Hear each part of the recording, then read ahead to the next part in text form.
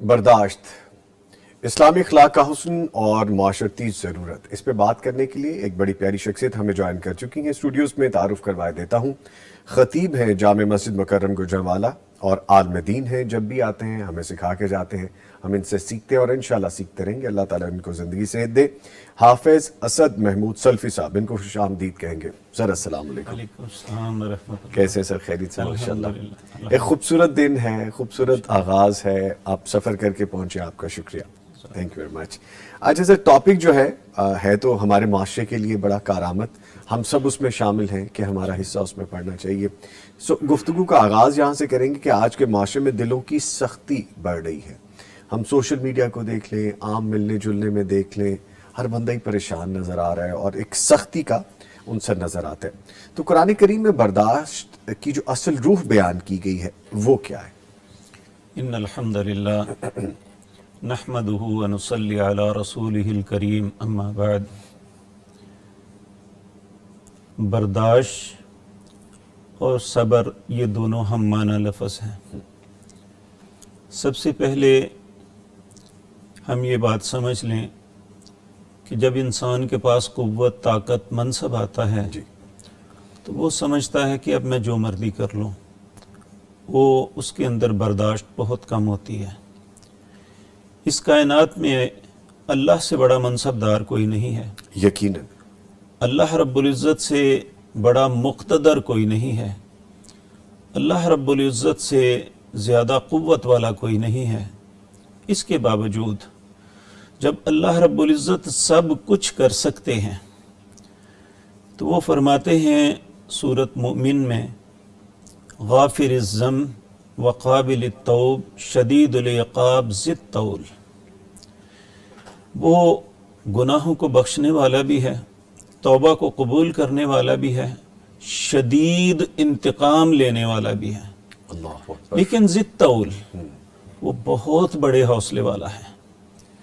यानी क़ुव्वत, ताकत, कुदरत के बावजूद हौसला ये अल्लाह की खूबसूरत सिफ़ात में से एक सिफ़त है।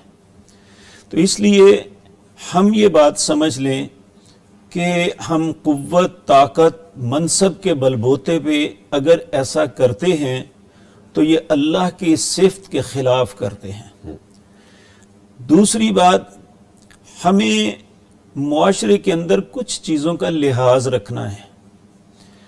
बाज़ औक़ात हम समझते हैं कि मैं इतने बड़े मनसब पे हूँ, मुझे किसी की क्या ज़रूरत। वाक़अतन अगर कायनात में अल्लाह की ज़ात ऐसी है जो मुस्तग़नी है, गनी है, सब उसके सामने फ़कीर हैं, इसके बावजूद अल्लाह फिर भी लिहाज करते हैं।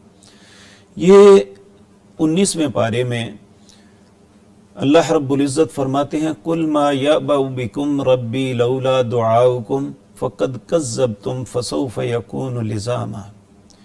ये मुआशरे के अंदर कुछ लोग मुझसे जो दुआएं मांगते हैं, अगर मुझे उनका लिहाज ना होता तो मुझे जुठलाते हैं, मैं उन्हें एक लम्हे में ख़त्म कर देता, उनका काम कर देता। तो ये बाज़ औक़ात इंसान अगर लिहाज करे तो बर्दाश्त का अंसर पैदा होता है। ठीक। इसी तरह कायनात के अंदर अल्लाह की ज़ात के बाद जनाब मुहम्मदुर रसूलुल्लाह सल्लल्लाहु अलैहि वसल्लम की ज़ात ऐसी है जो मखलूक में से उनसे बेहतर कोई नहीं, न पहले था, न अब है, न आइंदा कभी होगा, यकीनन जी। इसके बावजूद अल्लाह रब्बुल इज़्ज़त ने आपको हमेशा बर्दाश्त का हुक्म दिया। जब अल्लाह ने आपको नबूवत अता की तो सूरत मुज़म्मिल में ये बात फरमाई, इन्ना सनुल्क़ी अलैका क़ौलन सक़ीला, जी, हम आपको एक बहुत भारी जिम्मेदारी देना चाहते हैं। इसलिए उस जिम्मेदारी का तकाजा ये है कि आप अपने आप में बर्दाश्त पैदा करें। यानी लोगों के रवैयों पे, लोगों के गलत रवैयों पे अपने आप पे बर्दाश्त का वो कैसे पैदा होगा? तो अल्लाह ने ये इसका तरीका बताया, या अय्युहल मुज़्ज़म्मिल कुम अल-लैल इल्ला क़लीला निस्फ़हु अव इनक़ुस मिन्हु क़लीला। रात को खड़े हो अल्लाह की बारगाह में, जब लोग सो रहे हैं और लोगों के आराम का वक्त है और अल्लाह ने रात भी आराम के लिए बनाई है, تو اس وقت اگر انسان اپنے نفس کو مارنے کے لیے اللہ کی بارگاہ میں کھڑا ہوتا ہے تو اس کے اندر برداشت کی طاقت پیدا ہوتی ہے۔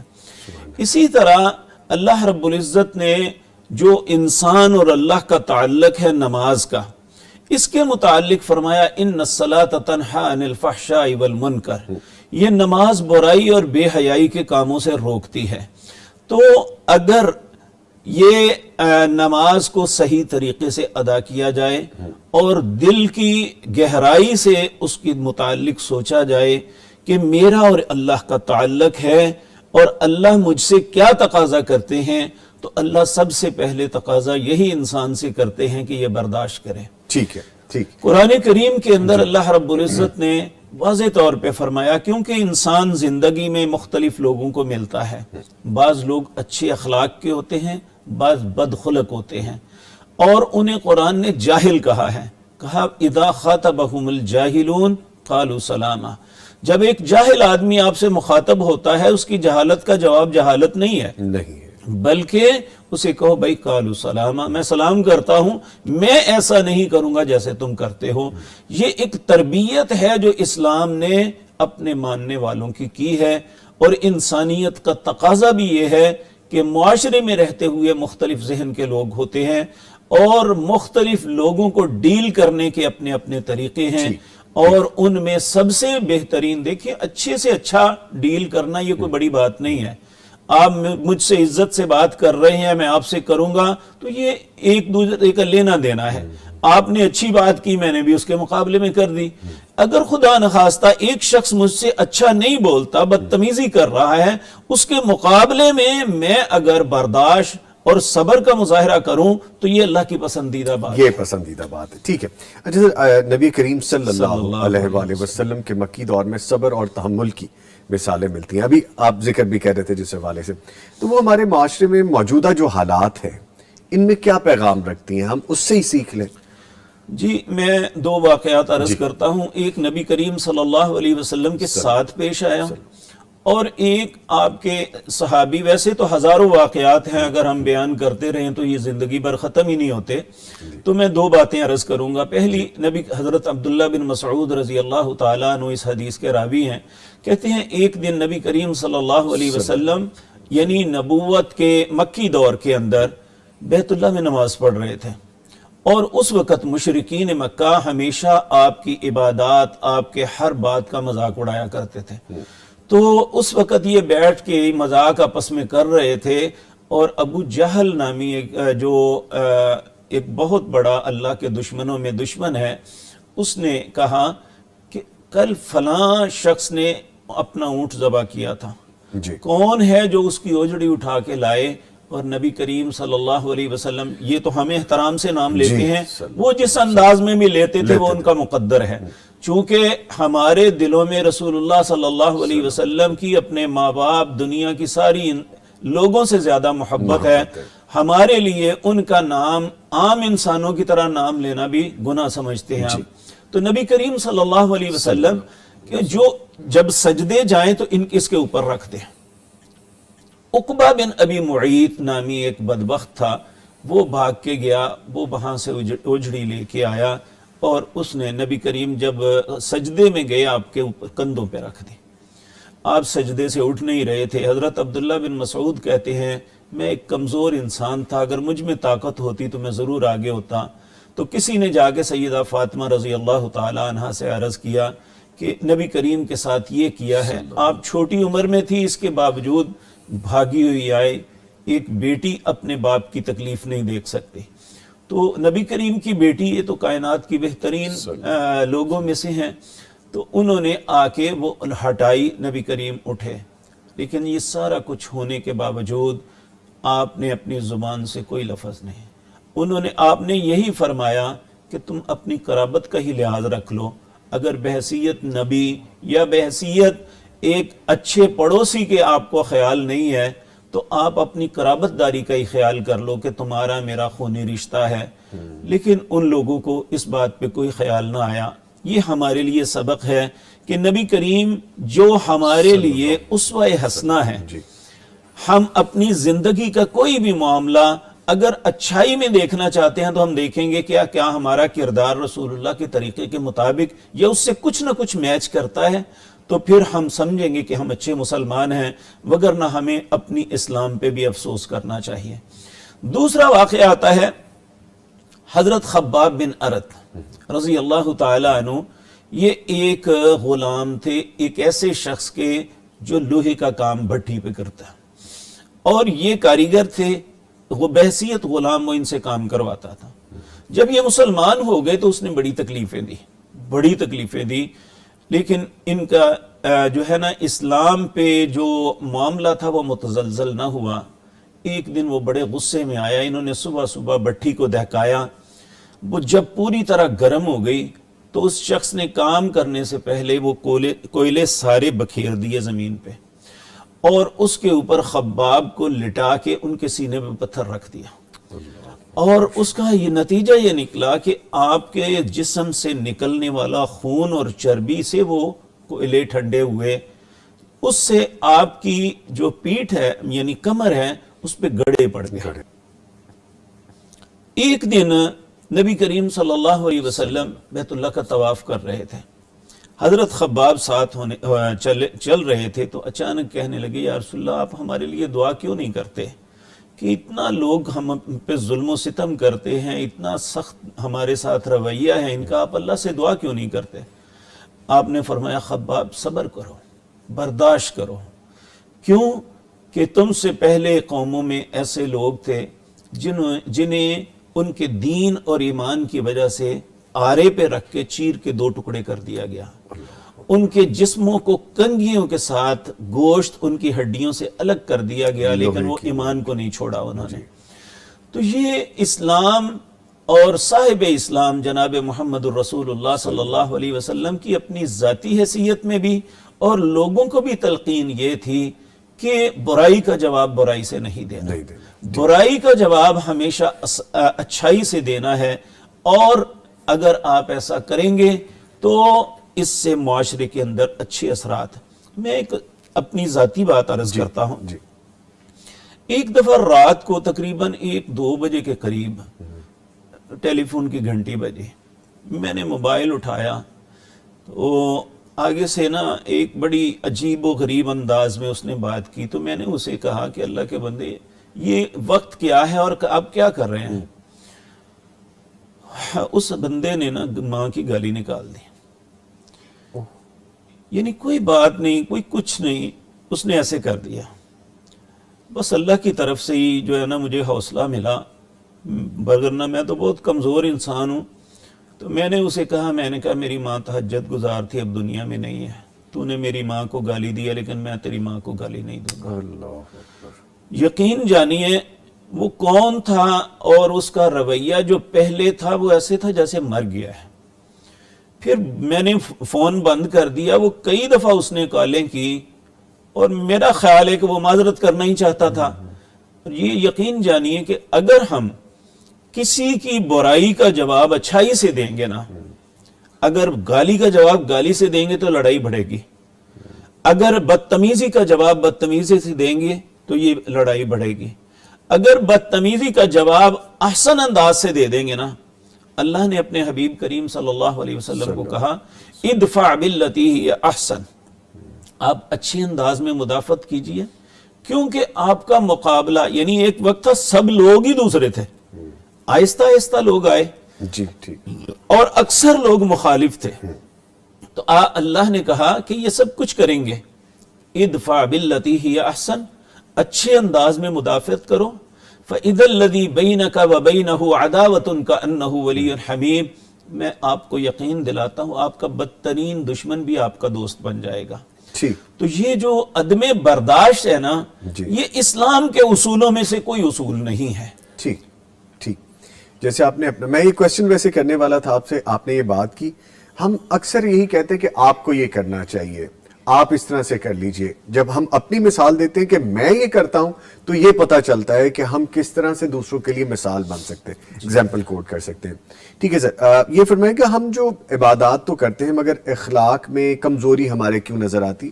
میں نماز بھی پڑھ رہا ہوں, میں قرآن کریم بھی پڑھ رہا ہوں, جو فرض ہے مجھ پہ میں وہ کر رہا ہوں, لیکن پھر بھی کہیں نہ کہیں ہم لیگ کرتے ہیں. کہاں وہ ٹوٹا ہوا ربط ہے جو جوڑنے کی ضرورت ہے؟ ہم کہاں پہ لیگ کر رہے ہوتے ہیں؟ دیکھیں, عبادات صرف ایک پریکٹس کا نام نہیں ہے, یہ اللہ کے ساتھ ایک تعلق کا نام ہے. نبی کریم صلی اللہ علیہ وسلم کی وہ حدیث جبریل جو ہے, جب جبریل ایک انسان کے روپ میں آئے تھے تو انہوں نے 3 کوسچن کیے تھے, اسلام کے متعلق, ایمان کے متعلق اور احسان. احسان ایک ایسا سٹیپ ہے جو انسان جو بڑی ہی انتہائی اونچے سٹیپ پہ پہنچتا ہے نا ایمان کے لحاظ سے. جی. تو پوچھا احسان کیا ہے؟ کہا اللہ کی عبادت اس طرح کر جس طرح تو اللہ کو دیکھ رہا ہے. جس طرح تو اللہ کو دیکھ رہا ہے, اللہ سامنے موجود ہے. اگر ایسا نہیں تو کم از کم یہ سمجھ کے اللہ تمہیں دیکھ رہا ہے. ٹھیک ہے, یہ ہماری کیفیت نہیں ہوتی. ہم نماز پڑھتے ہیں, بدقسمتی کہ ہم شیطان کے بہکاوے میں آ جاتے ہیں فوراً ہی. ایک شیطان ہے جس کا نام خنزب ہے. نبی کریم صلی اللہ علیہ وسلم سے ایک صحابی نے کہا, یا رسول اللہ, جب میں نماز کے لیے کھڑا ہوتا ہوں مجھے بہت برے خیال آتے ہیں, جبکہ عام زندگی میں وہ نہیں ہوتے. اور یقینی بات ہے کہ آپ عام زندگی میں بعض باتیں ایسی سوچی بھی نہیں ہوتی, نماز میں ایسے خیالات آ جاتے ہیں. تو یہ کیا ہے؟ آپ نے فرمایا ایک شیطان ہے خنزب, جو ابن آدم کو روکتا ہے اچھائی سے, لیکن پھر بھی جب وہ نماز کے لیے کھڑا ہو جاتا ہے تو پھر وہ قسم اٹھاتا ہے کہ تیری نماز کا کچھ حصہ چھین لوں گا. جب نماز کے لیے وہ قیام کرتا ہے تو وہ فوراً کہتا ہے فہی قضا, فلاں بات یاد کرو, فلاں بات یاد کرو. یا یہ کہ فلاں کون آ رہا ہے, انسان کی آنکھ اس طرف چلی جاتی ہے کہ میں دیکھوں کہ وہ کون آ رہا ہے. کہا یہ جو آنکھوں کا پھرنا ہے یہ شیطان کی ڈکیتی ہے. یہ بیسیکلی ہم عبادات کرتے ہیں لیکن ہمارا ذہن حاضر نہیں ہوتا. آپ کبھی بھی اپنے ساتھ کھڑے ہوئے کسی بھائی سے سوال کر کے دیکھ لیں کہ ابھی ہم نے نماز پڑھی ہے, بتائیں پہلی رکعت میں امام صاحب نے کون سی سورت پڑھی ہے, دوسری میں کون سی پڑھی ہے؟ یقین جانیے 100 میں سے شاید 1-2 بتا سکیں, نہیں بتا سکیں گے. اس کا کیا مطلب ہے؟ کہ ہم جب نماز کے لیے کھڑے ہوتے ہیں ہماری توجہ نہیں ہوتی, یکسوئی نہیں ہے, یکسوئی نہیں ہے. جب ہماری یکسوئی نہیں ہے تو اس کے اثرات کیسے ہوں گے؟ آپ دیکھیں, میں اور آپ خدا نخواستہ کسی تکلیف پہ ڈاکٹر کے پاس جاتے ہیں, ڈاکٹر ہمیں دوائی لکھ دیتا ہے اور کہتا ہے اس دوائی کا اثر تب ہوگا اگر پرہیز کریں گے تو اگر پرہیز نہیں کریں گے تو دوا تو کچھ نہیں کرے گی. اسی طرح یہ عبادات جو ہیں ان کے اثرات تب ہوتے ہیں جب پرہیز کریں گے. ٹھیک, اگر ہم پرہیز کریں گے تو اس کے یقینی اثرات ہوں گے. اور آپ یہ دیکھیں گے کہ جو اچھا نماز پڑھنے والا ہے, اچھا روزہ رکھنے والا ہے, میرے ذہن میں ایک مثال آ گئی. میں نا ایک دفعہ عمرے کے لیے گیا ہوا تھا, تو ہمارے گجرانوالہ کے 2 صنعت کار تھے, 2 بھائی دوست تھے آپس میں, وہ بھی عمرہ کرنے کے لیے آئے تھے. ایک دن مجھے کہنے لگے ہم نے ایک بات کرنی ہے یہاں. میں نے کہا جی کریں. وہ حرم کے صحن میں بیٹھے, کہنے لگے یہ سارے لوگ طواف کرتے ہوئے, کوئی رو رہا ہے, کوئی اس طرح, ہماری کیفیت کیوں نہیں پیدا ہوتی؟ اللہ کی شان کے میں نے آتے جاتے دیکھا تھا, ہمارے شہر کے تھے کہ وہ کبھی بازار میں پھر رہے ہیں اور طواف کرتے بھی دونوں دوست باتیں کرتے جاتے تھے. طواف کے دوران بھی باتیں آپس میں, یعنی جس طرح دوست چلتے باتیں کرتے ہیں نا, اس طرح جیسا کوئی عام سا کام ہو رہا ہے, عام کام ہو رہا ہے. سر میں نے انہیں عرض کیا, ایک تو آپ بازار جانا بند کر دیں, آپ ہوٹل میں ادھر آئیں سیدھا, اور وہاں یہ پہلے ٹیلی ویژن نہیں تھے کمروں میں. میں نے کہا آپ ٹیلی ویژن بھی نہیں دیکھنا, آپ نے جو ہے نا بازاروں میں بھی نہیں جانا, اور طواف اکیلے کرنا ہے. دور دور ہو جاؤ ایک دوسرے سے, دونوں اکٹھے نہیں کریں. 2 یا 3 دن بعد ملے تو وہ کہنے لگے جی واقعہ تھا نا, اب ہمارا کچھ معاملہ اور بن گیا ہے. اس کی وجہ سر یہ ہے کہ ہم عبادت کو عبادت سمجھ کے نہیں, ہم ایک پریکٹس سمجھ کے کر رہے ہیں. اس کی وجہ یہ ہے عبادت کا قصور نہیں ہے, قصور ہمارا ہے کہ نماز اس نے اثرات ڈالنے ہیں, لیکن اگر نہیں اثرات ڈالتی تو ہمیں اپنی نماز پہ غور کرنا چاہیے. روزہ ہماری زندگی میں تبدیلی پیدا کرتا ہے, ہمیں صبر و تحمل پیدا کرتا ہے. اگر میں روزے میں بھی لڑ رہا ہوں تو اس کا مطلب ہے میرا روزہ اس طرح نہیں ہے جس طرح ہمیں ہونا چاہیے تھا. صحیح. اور آپ دیکھیں کہ حج کے لیے، عمرے کے لیے اللہ نے 3 شرطیں لگائی ہیں. فلا رفث ولا فسوق ولا جدال. رفث کہتے ہیں سیکس کے متعلق کوئی بھی بات سوچنی بھی نہیں. فسق کہتے ہیں کوئی بھی گناہ وہ چھوٹا ہے یا بڑا نہیں کرنا. جدال کہتے ہیں جھگڑنا. تو برداشت پیدا کریں گے تو جھگڑا نہیں ہوگا. وہاں مختلف اقوام کے مختلف ذہنوں کے لوگ ہوتے ہیں. وہاں جھگڑا معمولی بات ہے کہ کوئی بھی انسان کسی سے جھگڑ پڑے، اور جھگڑتے ہیں. لیکن حکم یہ ہے کہ تمہارا حج مقبول تب ہوگا جب ان 3 کاموں سے اپنے آپ کو الگ کرو گے. سر یہی تو سیکھنے جاتے ہیں ہم، یہی تو کرنے جاتے ہیں جس کا میں حضور سیکھنے جاتے. اصل اسلام کی روح یہی ہے کہ سیکھو جا کے. جی لیکن ہم سیکھنے نہیں جاتے. ہم جو ہے صرف جس پکنک پوائنٹ پہ جاتے ہیں. اللہ اکبر اللہ اکبر. بہت دور نکل جائے گی. میں سر کو تھوڑا سا واپس لے کے آتا ہوں. اچھا سر، لیکن یہ لرننگ ہے، یہ وہ لرننگ ہے جس کے بارے میں کہا گیا کہ سیکھو. اور اگر ہم سیکھیں گے نہیں، جیسا ابھی نماز عبادت کے حوالے سے کہہ رہے تھے، ساری پریکٹسز کے ہمیں وہ اپنا اندر کا دروازہ کھولنا ہوگا جس سے رحمت آ سکے.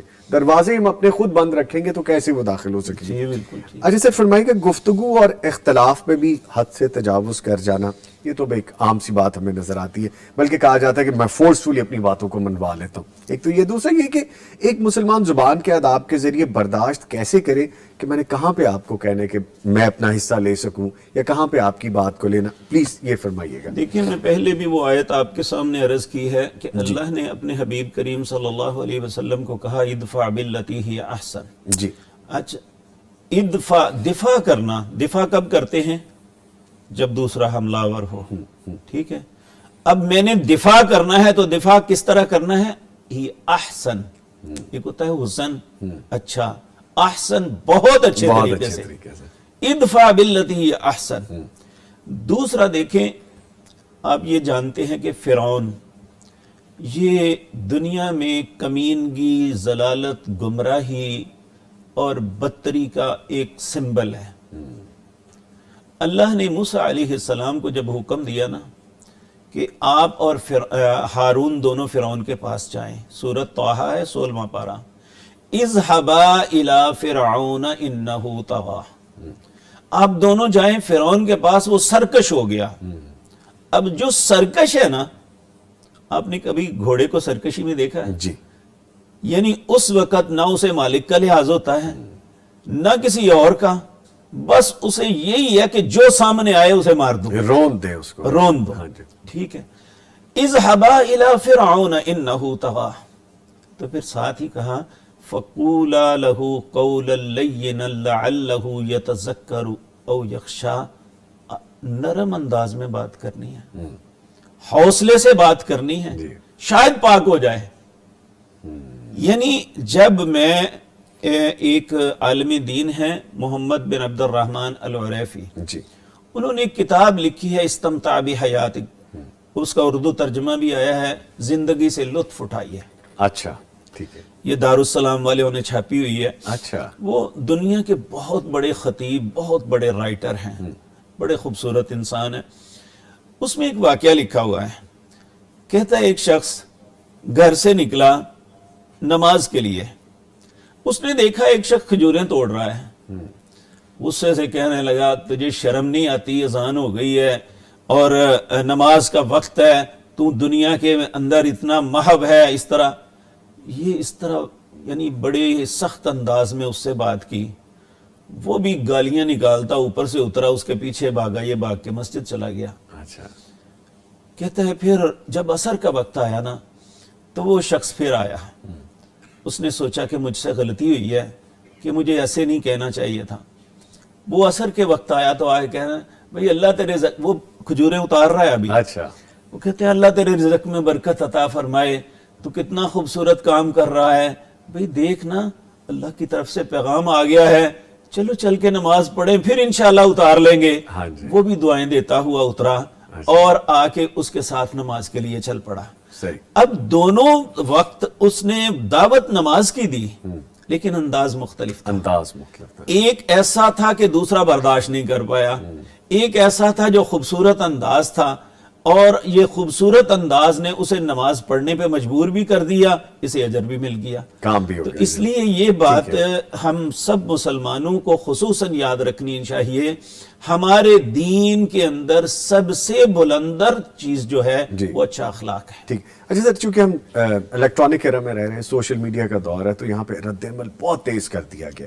یہاں پہ کوئی بات ہوئی فوری طور پہ کچھ لکھ دیا گیا، اور عام طور پہ ایسا ہوتا ہے کہ وہ تحمل، برداشت، وقار وہ برقرار ہی نہیں رہ پاتا. کیسے رکھ سکتے ہیں؟ ہم نے تو چند لفظ لکھنے اور اپنی شخصیت کے عکاس ہو جائیں گے ہم.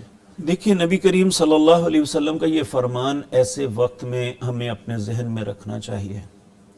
من کان یؤمن باللہ والیوم الآخر، جی، جو اللہ پہ اور آخرت پہ ایمان رکھتا ہے. اب یہ ہم سب دعویٰ کریں گے کہ ہم رکھتے ہیں، جی، کہ ہم اللہ کو بھی رب مانتے ہیں، آخرت کے دن پہ بھی یقین رکھتے ہیں. اگر ہم ایسا کرتے ہیں تو پھر فَلْيَقُلْ خَيْرٌ، یا تو اچھی بات کرو، او لِيَصْمُتْ، یا خاموش رہو. ٹھیک ہے. یعنی یہ ایک یونیورسل قانون بنا دیا. یہ کیا بات ہو رہی ہے، کیا بحث چل رہی ہے، اس سے کوئی غرض نہیں. کہ اگر تم اللہ پہ ایمان رکھتے ہو، آخرت پہ ایمان رکھتے ہو، تو اچھی بات کہو یا خاموش ہو جاؤ. تو یہاں بھی یہ دیکھا جائے گا کہ کس نے کیا کہا. پہلی بات تو یہ ہے کہ سوشل میڈیا پہ 90% لوگ اپنی مرضی کی بات کرتے ہیں، یا مخالفت میں یا موافقت میں. اگر مخالفت میں کریں تو اس میں بھی جھوٹ کا عنصر ہوتا ہے، اگر موافقت میں کریں، کسی کی محبت اور عقیدت میں کریں، تو اس میں بھی جھوٹ کا عنصر ہوتا ہے. پہلی بات تو ہمیں اسلام یہ سکھاتا ہے کہ جو بات سنو، یا ایھا الذین آمنوا ان جاءکم فاسق بنبأ فتبینوا، پہلے اس خبر کی تصدیق کرو، پھر اس پہ اپنا رد عمل دو. اب دیکھیں جب ہم کمنٹس میں پڑھتے ہیں نا، مختلف لوگوں نے مختلف انداز اختیار کیا ہوتا ہے. کوئی انتہائی بدتمیزی سے جواب دیا ہوتا ہے، جی، جی، گالیاں نکالی ہوتی ہیں. بعض لوگ ایسی بات کرتے ہیں جیسے احساس ہوتا ہے کہ یہ بہت خیر خواہی کر رہا ہے. خیر خواہی کر رہے. جی، ٹھیک ہے. اچھا، جب کمنٹس پڑھتے ہوئے ہم جاتے ہیں نا، جب ایسے انسان کی بات پڑھتے ہیں تو اس کے لیے دل سے ایک دعا نکلتی ہے یا اچھا کلمہ نکلتا ہے.